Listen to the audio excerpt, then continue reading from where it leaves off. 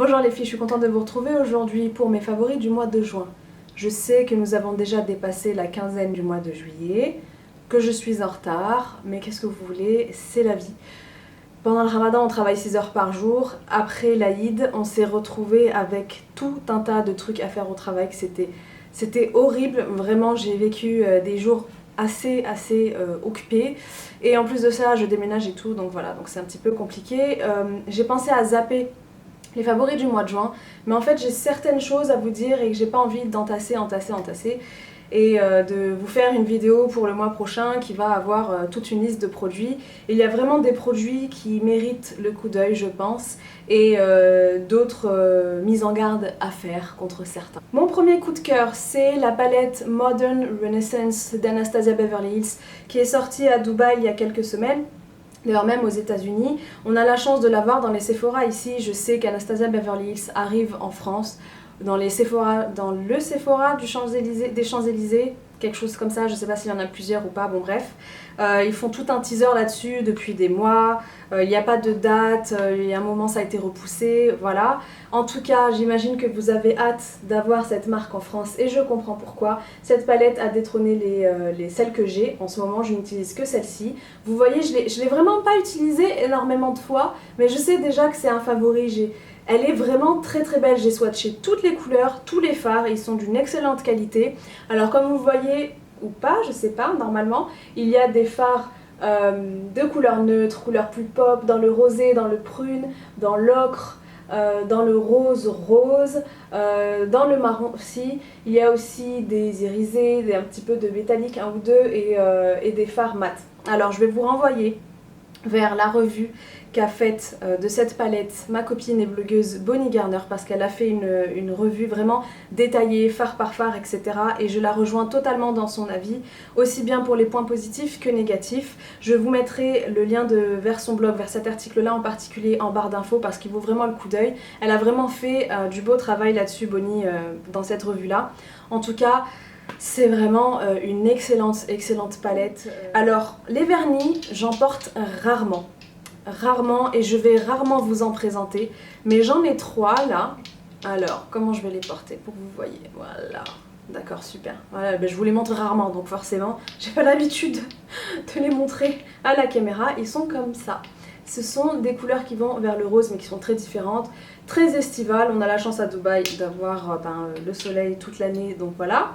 Ça va du plus crème avec le rose vraiment rose et à celui-là qui est dans le fuchsia plus pop.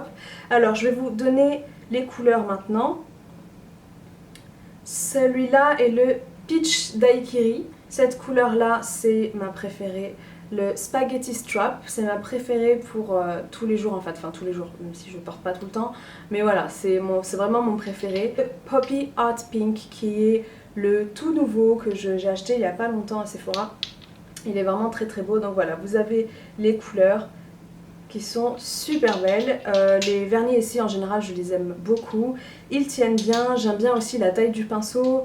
Voilà, j'ai rien à dire là-dessus. Après encore une fois, je suis pas une spécialiste des vernis, vraiment c'est l'un des trucs que je connais le moins bien, parce que je porte en fait du vernis ouais, à peu près 1 fois ou 2 fois par mois, donc c'est pour vous dire. Mais vous avez déjà une idée, si jamais vous cherchez de beaux roses qui vont tenir et tout, bah voilà, je vous conseille ceux-là, de les swatcher et vous verrez. Ensuite, un autre gros favori en termes de soins, enfin c'est plutôt un déodorant de la marque Real Purity, un déodorant roll-on que j'ai acheté sur iHerb.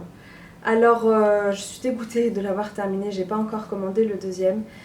Sans mentir, hein, parce que j'en ai utilisé des déodorants bio, à la bonne composition, etc. J'en ai utilisé, mais celui-là c'est le meilleur, le plus efficace en tout cas, que j'ai jamais utilisé jusqu'à maintenant, en termes de déodorants qui ont une bonne composition, une composition qui soit douce et tout. Alors il est cruelty free, pour celles que ça intéresse.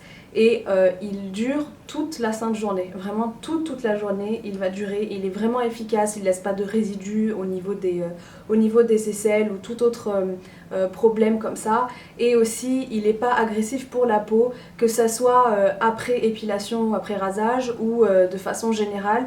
Il est très doux pour la peau, il a un parfum qui est très agréable, vraiment il n'y a rien à dire.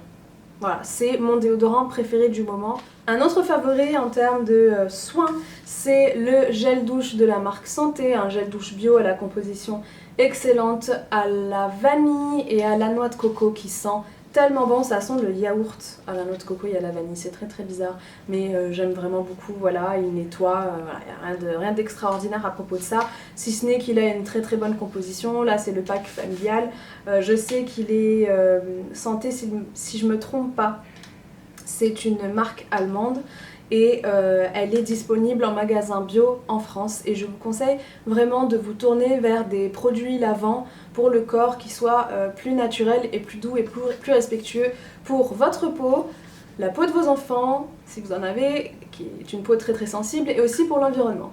Et aussi un autre favori, c'est l'huile vierge de noix de coco bio de la marque La Tourangelle, que j'ai réussi à trouver par miracle à Dubaï. Alors je l'utilise pour la cuisine, hein. Je sais pas du tout comme soin, j'en ai d'autres pour ça, mais elle est, ça se voit, ça se sent que c'est une huile qui est d'une excellente qualité. Elle est vraiment, c'est incroyable et c'est bio, et j'aime beaucoup la marque en elle-même. Je suis allée sur leur site et tout, ils ont l'air d'avoir des produits vraiment très intéressants, de très bonne qualité.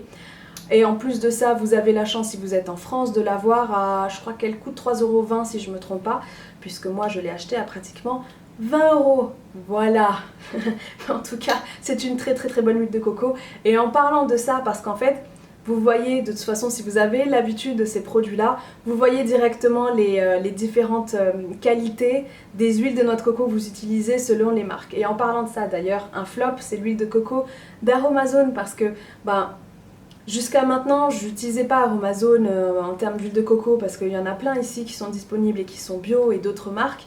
Mais je l'ai acheté alors que j'étais en France, parce que voilà, c'était parmi une commande en fait, et du coup je me suis dit tiens, je vais essayer celle-là. En fait, je la trouve de moins bonne qualité que celle-ci par exemple. Celle-ci, je l'utilise pour la cuisine, mais évidemment vous pouvez l'utiliser pour vos cheveux comme soin cosmétique, il n'y a aucun problème, hein, évidemment.